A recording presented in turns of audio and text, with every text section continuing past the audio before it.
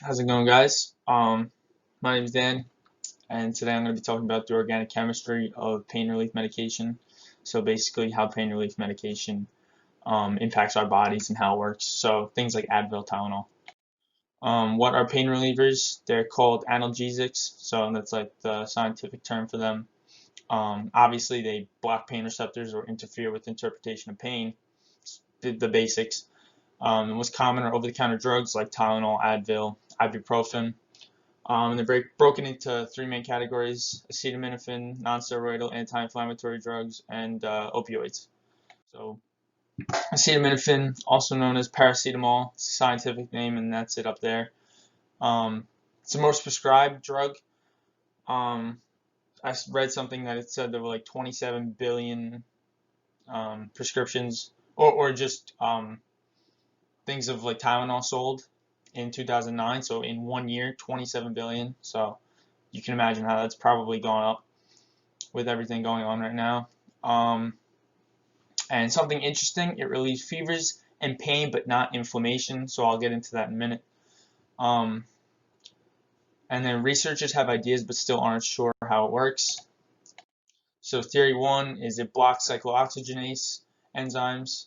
So COX enzymes form prostaglandins. So basically, prostaglandins are the things that make you, or they signal for something to happen.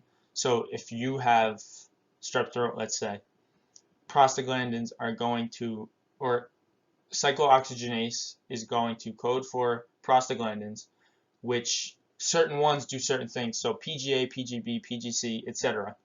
So one of them might go to your sore throat and signal for something to happen there. So signal for there to be inflammation and redness, and for it to hurt, to signal that it hurts there for you to do something about it. So um, they the theory is that they try to block that Tylenol or acetaminophen blocks certain prostaglandins from performing their actions. So um, I'm gonna elaborate on that when I get to ibuprofen. There's more to it, but theory two acts similarly to cannabinoids, so looks pretty similar to cannabis. So it activates two transient receptor potential channels.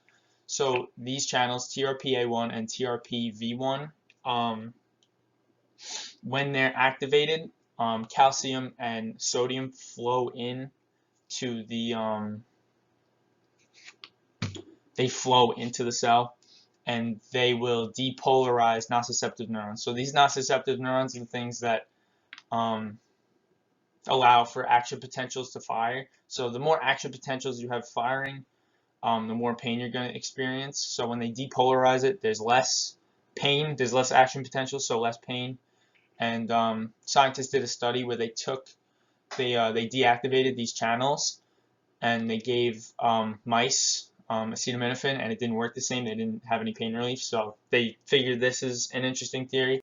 And then this third one, serotonin or hydroxytryptamine, same thing. Basically, they just assumed that um, it increases the um, signaling of serotonin, basically, so it signals for more serotonin to be released.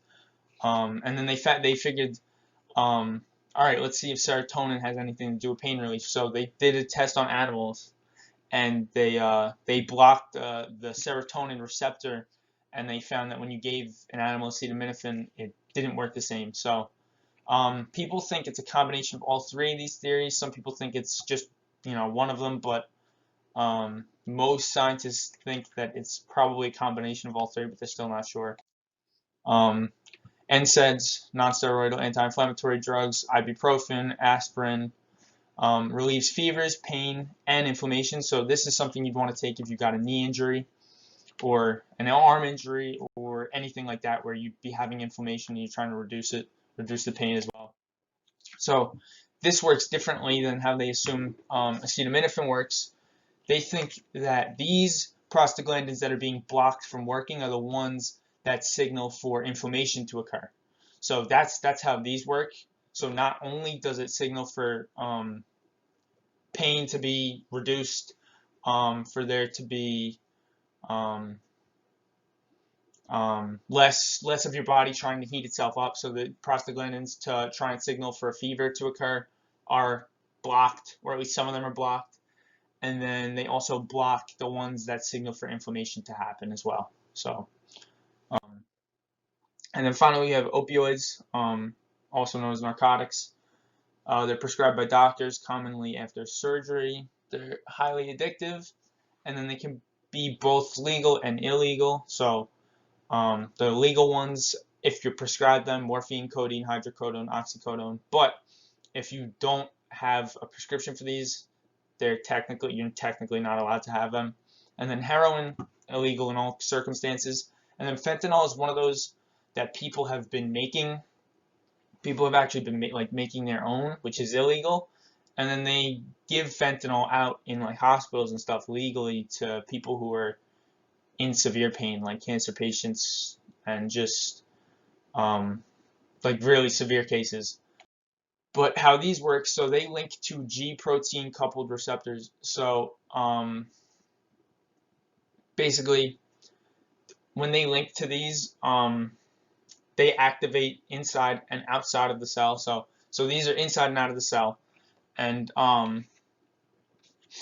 basically, what they found is that when you have natural painkillers like dopamine is a natural painkiller, they link to inside and outside of the cell, and that leads to pain relief. But what's interesting is that when you take like opioids, like the opioids that I'm talking about, morphine, codeine, etc., when you take these, it actually